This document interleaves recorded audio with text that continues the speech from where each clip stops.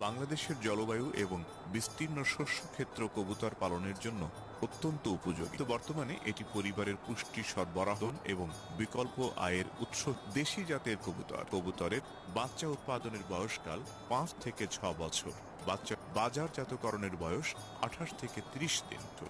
কবুতর পালনে সুবিধাসমূহ: বিনিয়োগ কম, সংক্ষিপ্ত প্রজননকাল, রোগবালাই কম, অল্প খাদ্যের প্রয়োজন হয়, মাংস সুস্বাদু, পুষ্টিকর। খামারের জন্য কবুতর কেনার সময় বিবেচ্য বিষয়: উজ্জ্বল চোখ ও সজাগ দৃষ্টি সম্পন্ন চঞ্চল স্বাস্থ্যবান সজীব কবুতর কেনা দরকার এবং স্ত্রী পুরুষের জোড়া হিসেবে কবুতর কেনা দরকার। কবুতরের বাসস্থান: কবুতরের ঘর হবে ভূমি থেকে উঁচুতে, পর্যাপ্ত সূর্যের আলো এবং বায়ু চলাচল। কবুতর দানাদার জাতীয় খাদ্য বেশি পছন্দ করে। গম, ধান, ভুট্টা, সরিষা, খেসারি সরবরাহ করতে হবে।